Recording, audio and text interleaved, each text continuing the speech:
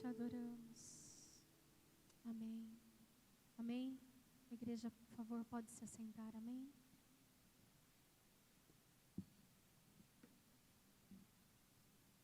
Nessa noite nós vamos continuar a nossa série no Salmo 119. Estudar o Salmo 119 tem sido um desafio. E eu creio que para a sua vida também. Mais uma vez, se você ainda não começou a ler o Salmo 119, eu quero incentivar você a ler o Salmo 119. Se você ainda não começou a memorizar, decorar versículos do Salmo 119, quero encorajar você a que você faça isso. Faça isso. Quem nunca disse ou ouviu a expressão, eu estou somente dando uma olhadinha? Vendedores de lojas, departamentos que o digam. Quando a gente olha para o Salmo 119, talvez por causa da sua extensão, 176 versículos, a gente pode cair nessa síndrome de só estou dando uma olhadinha no Salmo. Talvez a gente se contente em só dar uma olhadinha em alguns versículos do Salmo 119. Mas o que nós queremos é que você possa olhar, ler e aprender de uma forma mais profunda todos os seus 176 versículos desse Salmo 119. Hoje nós vamos ver a sexta estrofe, a sexta seção, que vai do versículo 41 ao 48. Fala sobre o caminho para uma vida de serviço a Deus. E diz assim a palavra do Senhor. Venha também sobre mim as tuas misericórdias, Senhor, a tua salvação segundo a sua promessa. Então saberei responder aos que me insultam, pois confio na sua palavra. Não tires jamais da minha boca a palavra da verdade, pois tenho esperado nos teus juízos. Assim, observarei continuamente a tua lei para todo sempre.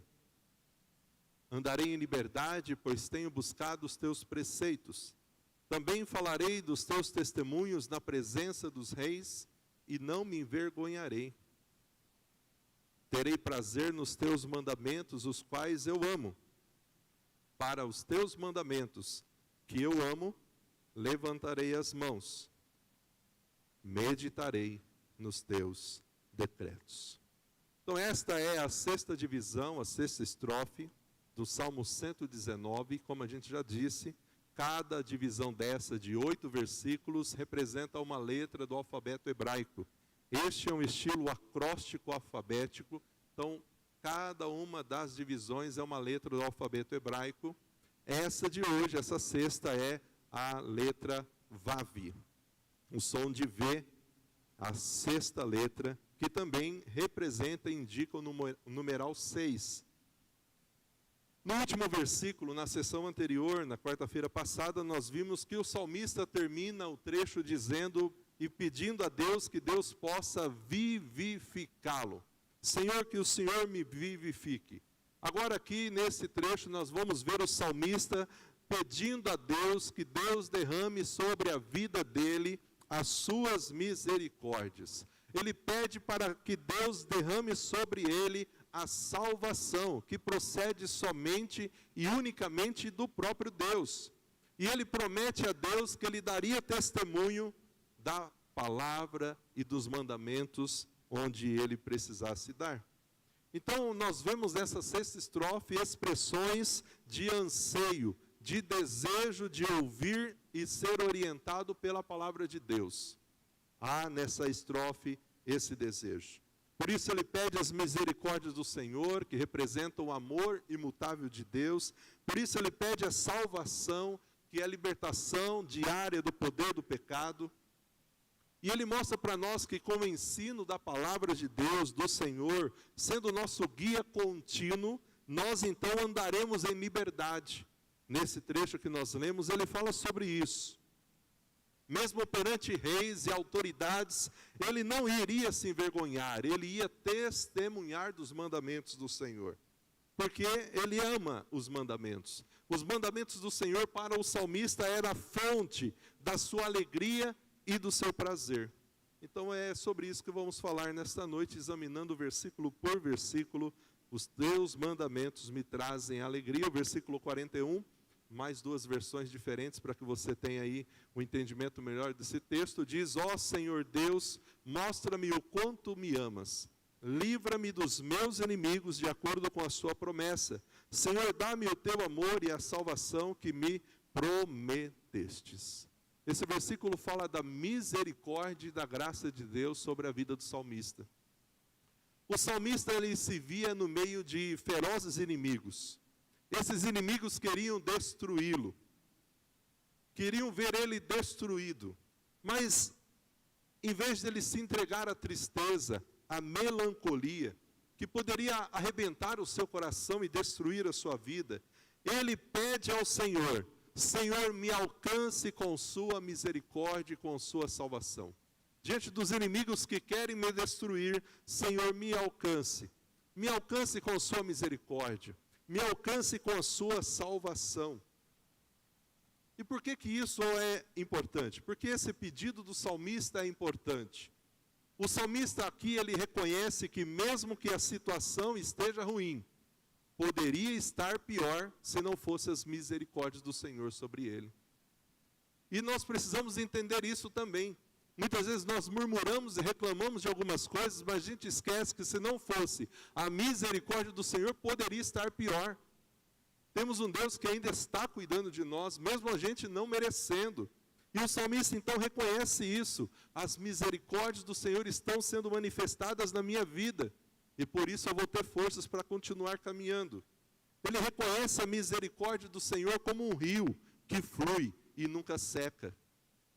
Ele reconhece a misericórdia do Senhor. E por isso ele diz: Senhor, venha sobre mim as tuas misericórdias. E quando a gente fala de misericórdia, a gente lembra de um profeta, Jeremias, que nos legou palavras divinamente inspiradas. E ele disse assim, lá em Jeremias, em Lamentações de Jeremias 3, 21 ao 25. Eu quero trazer à minha memória aquilo que pode me dar esperança. As misericórdias do Senhor são as causas de nós não sermos consumidos, porque as suas misericórdias não têm fim. Elas se renovam a cada manhã. Grande é tua fidelidade.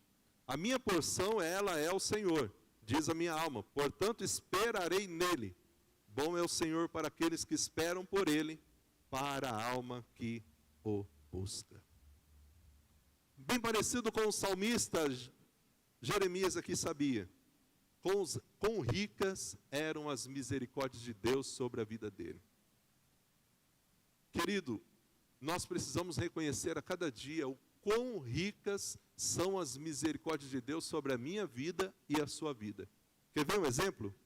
Ele nos perdoou, Ele nos justificou, Ele nos adotou, Ele nos selou com teu Santo Espírito. E as misericórdias são a causa de nós não sermos consumidos. E essas misericórdias se renovam a cada manhã. Toda essa bondade, toda essa misericórdia refletem o caráter de Deus. A Bíblia diz que Ele é chamado de Pai das misericórdias. Pai das misericórdias. O Deus de toda a consolação. Ele é a fonte de toda a misericórdia. A misericórdia não é uma virtude natural nossa. Por natureza, o homem, ele é mau. Por natureza, o homem é cruel, insensível, egoísta, incapaz de exercer misericórdia. Por isso que a gente vê a sociedade do jeito que está. Por natureza nossa, somos inclinados a não demonstrarmos misericórdia. Como demonstrar misericórdia, então? Nós precisamos nascer de novo, antes de sermos misericordiosos. Você precisa de um coração novo, para ter um coração misericordioso. E qual é o nosso maior exemplo de misericórdia que nós precisamos se espelhar? O nosso Mestre Jesus. Ele curou os doentes, Ele alimentou os famintos, Ele abraçou as crianças. Jesus foi amigo dos pecadores, Ele tocou leprosos, onde todos fugiam. Ele fez com que os solitários se sentissem amados. Ele consolou os aflitos. e perdoou aqueles que tinham caído em vergonha. Tudo isso então se traduz numa única só coisa: Deus é o nosso único capaz de salvar, através do seu Filho Jesus, o único que pode salvar.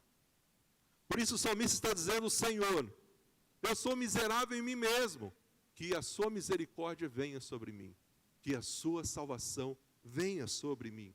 E há dois pilares onde a gente edifica a nossa esperança. Ela deve ser edificada na graça de Deus e nas promessas de Deus. Por isso ele diz: tuas misericórdias e a tua salvação venham sobre mim. Versículo 42 diz assim: então saberei responder aos que me insultam, pois confio na tua palavra. Saberei responder àqueles que me insultam, pois confio na tua palavra. Essas duas traduções iguais, mostrando que a nossa fé deve ser baseada na inabalável, infalível palavra de Deus. A nossa fé tem que ser baseada na palavra de Deus. Não existe melhor maneira de demonstrarmos a nossa dependência a Deus, a nossa total confiança em Deus, do que nos apegarmos à sua palavra. Amarmos a sua palavra, lermos a sua palavra. Somos convidados a nunca deixarmos de fazer o bem. Bem parecido com aquele versículo que apareceu no final do vídeo do bazar. Enquanto nós tivermos oportunidade, façamos o bem a todos. Precisamos servir ao Senhor enquanto nós estivermos aqui na terra. Precisamos usar as nossas vidas, dons e talentos para abençoar as pessoas que estão do nosso lado. Precisamos confiar na palavra do Senhor. E ele continua: ajuda-me a falar sempre a verdade, pois minha esperança está nos teus julgamentos. Não retires de mim a palavra da verdade, pois os teus estatutos são a minha esperança. Aqui o salmista está dizendo que a palavra de Deus é a palavra da verdade. A Bíblia é a palavra de Deus. Vivemos um tempo de fake news, de notícias falsas, sendo propagadas e disseminadas pelas mídias sociais. E nós temos aqui um livro um pouco diferente. A Bíblia, talvez você não sabia disso, mas a Bíblia é o livro mais traduzido, mais impresso, mais vendido, mais doado e mais lido no mundo inteiro. E a Bíblia foi escrita por cerca de 40 autores diferentes, num período que se estende aproximadamente a 1.600 anos. E todos esses autores, esses escritores, pessoas da mais alta ordem, como legisladores, sacerdotes, mestres, reis, pessoas mais simples, como criadores de gado, pescadores. Quando a gente olha os autores, os escritores, Isaías era um profeta, Esdras era sacerdote, Amós era especialista em gado, boiadeiro, cultivador de sicômoros, de figo, Mateus um coletor de impostos, João era um pescador, Paulo fabricante de tendas, Moisés um pastor. Autores diferentes, durante 15 séculos, mas nenhum deles, a Bíblia em nenhum momento se contradiz. Ela não contém erros. Todas essas pessoas falaram da parte de Deus. Nenhuma profecia teve origem da vontade humana, deles mesmos. Mas esses homens falaram, porque foram inspirados pelo próprio Espírito Santo de Deus. E quando nós olhamos a palavra de Deus, várias metáforas, figuras, são apresentadas para se referir a essa Bíblia. Ela é a nossa lâmpada. Ela é a espada, ela é leite, ela é semente, ela é martelo, ela é mel, ela é pão. Todas essas referências mostrando essas metáforas com relação à palavra de Deus. Mas o aspecto mais importante nesse versículo que a gente leu, no 43, é que a palavra de Deus, ela é a palavra da verdade. A palavra da verdade. O Senhor Jesus orou ao Pai: santifica-os na verdade, tua palavra é a verdade. Tua palavra é a verdade. Então, querido, a Bíblia que nós temos, o que você lê e que nós anunciamos, ela é a verdade. Não contém erros. Por isso a gente pode ler com tranquilidade, obedecê-la com tranquilidade, porque ela é tudo isso: espada, lâmpada, leite, semente. E ele disse que essa palavra era a palavra da verdade. Ajuda-me a sempre falar dessa verdade. Não retires de mim a palavra da verdade, porque são ela a minha esperança. Versículo 44. Todos os dias eu obedecerei a tua lei. Sempre a cumprirei. Eu continuarei a obedecer a tua palavra para todo sempre. A Bíblia, essa palavra da verdade, ela não deve ser usada apenas como enfeite ou como um amuleto. Infelizmente, ter a Bíblia na mão não é a mesma coisa do que ter a Bíblia no coração. A gente precisa ter ela muito mais do que na mão, no coração. Talvez o acesso fácil que nós temos hoje à Bíblia Sagrada nos fez zelar menos por aquilo que temos. A felicidade, ela existe em nós olharmos mais o valor da palavra de Deus e guardar ela no coração. Depois, quando a gente olha tudo que Cristo fez por nós, que Ele morreu na cruz, nos resgatou, nos salvou, nos transformou, depois de olhar tudo que Ele fez por nós, como nós poderíamos viver sem antes oferecer o nosso melhor para Ele? Por isso o salmista aqui está dizendo: Senhor, eu quero obedecer a esta palavra. Eu quero cumprir essa palavra para todo sempre. Eu quero que essa palavra da verdade esteja na minha boca, esteja comigo, me capacite, me ajude a orientar pessoas a falar dessa palavra. Ele está confessando aqui: Senhor, faça com que eu esteja pronto, me alimentando com a sua palavra. Senhor, eu quero continuar observando a tua palavra, que ela nunca deixe de existir nos meus lábios e no meu coração. 45. Eu viverei à vontade, livre de perigos, porque tenho procurado seguir os teus ensinamentos. Andarei em liberdade, porque me dediquei às tuas ordens. Numa outra tradução fala de largueza. E essa expressão hebraica, traduzida por largueza, era usada para descrever uma praça pública na cidade. E a ideia era um lugar aberto, amplo. Então esse versículo estaria dizendo o seguinte: que obedecer a Deus tem que ser de forma livre, aberta, sem obrigação. Tanto quando diz naquele outro texto, andar em largueza, tem o sentido de andar em liberdade, explorar tudo aquilo que Deus tem para mim e para você, como um filho de Deus, como um discípulo de Cristo. O mundo considera a vida com Deus um sistema de prisão e de servidão. Eu tinha essa visão antes de conhecer a Cristo. Eu achava que servir a Deus, ter um encontro com Jesus, participar de uma igreja era ter uma vida onde eu não poderia fazer mais nada. E o mundo acha isso, que andar com Cristo, ter uma vida cristã, é você viver num sistema de servidão. Mas a Bíblia mostra que quem busca os ensinamentos do Senhor desfrutará de perfeita liberdade. Quem é liberto pelo Filho de Deus verdadeiramente é livre. Não somos escravos de mais do pecado. Agora somos servos do Senhor. Quem deveria se sentir livre e confortado? Como diz aqui o salmista, eu viverei à vontade, livre de perigos. Por quê? Quem orienta a minha vida, quem são os meus conselheiros, é os teus ensinamentos. Não vou andar por caminhos tortos, porque a sua palavra me orienta. A sua palavra me mantém livre de perigos, de algemas que querem me prender. E ele continua: anunciarei aos reis as tuas ordens e não ficarei envergonhado. Falarei dos teus preceitos a reis e não me envergonharei.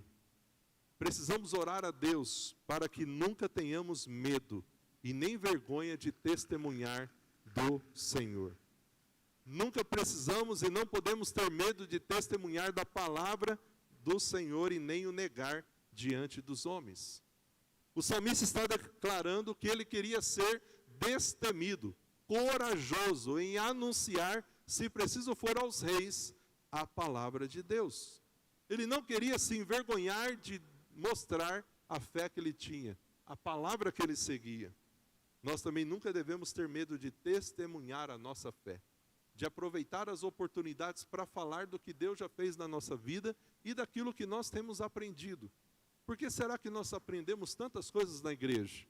Por que será que Deus te ensina tantas coisas na sua caminhada cristã? Por que será que tantas coisas você tem crescido no conhecimento através da sua vida com Deus? Não é só para você, querido. É para você compartilhar com outras pessoas. É para você poder ajudar outras pessoas também a ter um entendimento da palavra. Por isso nós não podemos ter medo de testemunhar da nossa fé. Embora a gente muitas vezes possa ser mal compreendido, mal entendido, a gente precisa continuar anunciando a palavra do Senhor e não tendo vergonha de anunciar essa palavra. Os teus mandamentos me trazem alegria, pois eu os amo. Como eu tenho prazer nos teus mandamentos, como eu os amo. Olha a declaração do salmista aqui. Será que essa é a declaração do meu coração, do seu coração? Será que de fato é esse o desejo que há no nosso coração, de que os mandamentos trazem alegria para nós? E trazem alegria porque eu amo os mandamentos do Senhor. Querido, o nosso Deus é bom. Amém? Ele é bom em todo o tempo.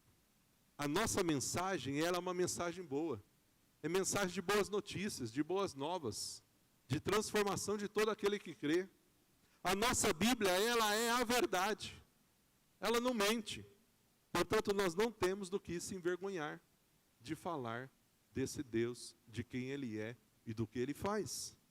Precisamos falar abertamente de Deus, da sua palavra a todos aqueles que em Deus nos dá a oportunidade de falar. Algumas vezes a gente vai falar com a vida, algumas vezes a gente vai falar com as palavras, mas precisamos falar.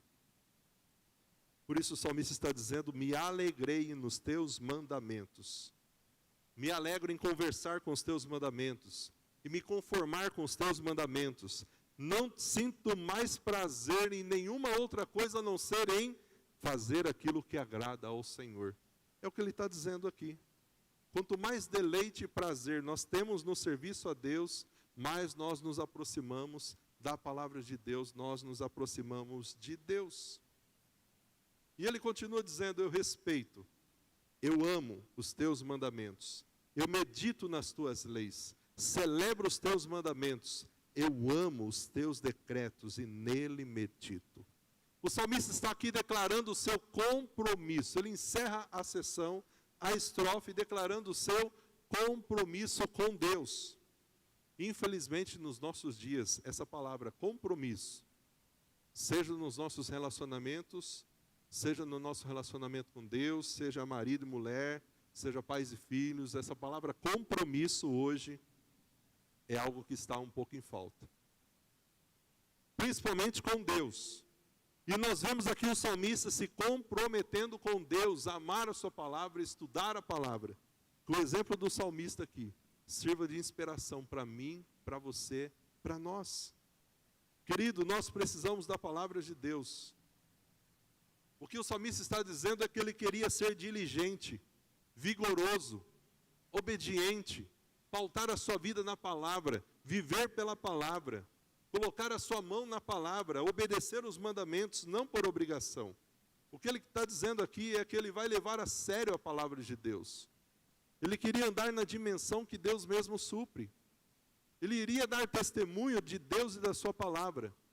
E ele ia adorar a Deus conforme os mandamentos de Deus. Essa sessão, esse trecho de 8 versículos, mostra que eu e você precisamos banir, acabar definitivamente das nossas vidas qualquer dúvida sobre o amor e a compaixão de Deus sobre nós. O salmista, quando declara sobre as misericórdias e sobre a salvação, está mostrando que Deus, Ele nos alcança diariamente com o seu amor, com sua graça, com a sua misericórdia, com o seu cuidado. Não podemos em nenhum momento achar que Ele não cuida de nós e que Ele não nos ama. Que eu e você nos lancemos por completo no rio do amor de Deus, das suas misericórdias e da sua salvação. Que sejamos levados e arrastados pela bondade do nosso Deus. É tempo de nós, como discípulos, nos arrepender do tempo perdido e desperdiçado com tantas coisas, em que nós poderíamos ter lido mais a palavra, aprendido mais da palavra, estudado mais esse livro que é a verdade, para ensinar outras pessoas que Deus tem dado oportunidade para nós. Querido, quando a gente fala de testemunhar, de falar, não é coisa complicada, é você simplesmente compartilhar com pessoas o que Deus está fazendo na sua vida. Devemos amar a palavra de Deus por aquilo que ela é e por aquilo que ela faz.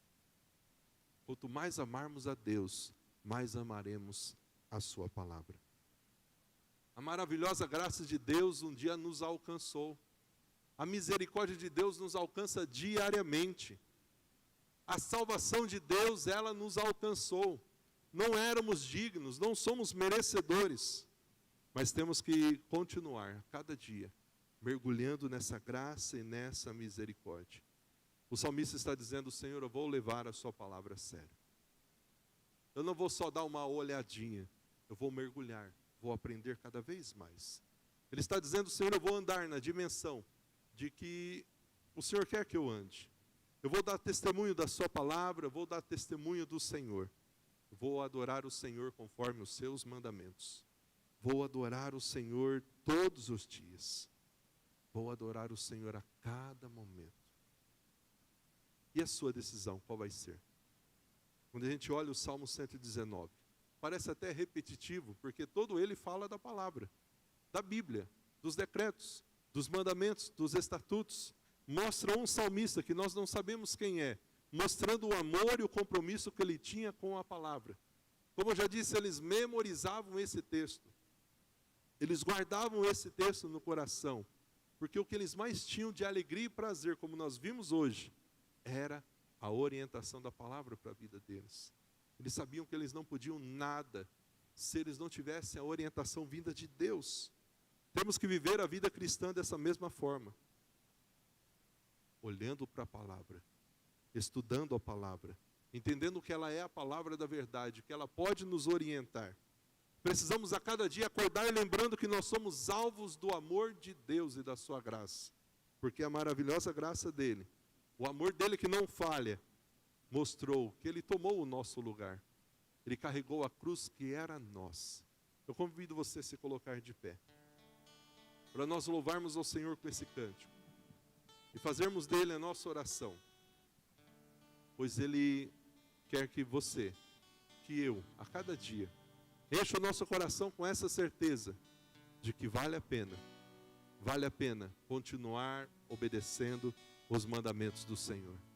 Vamos louvar.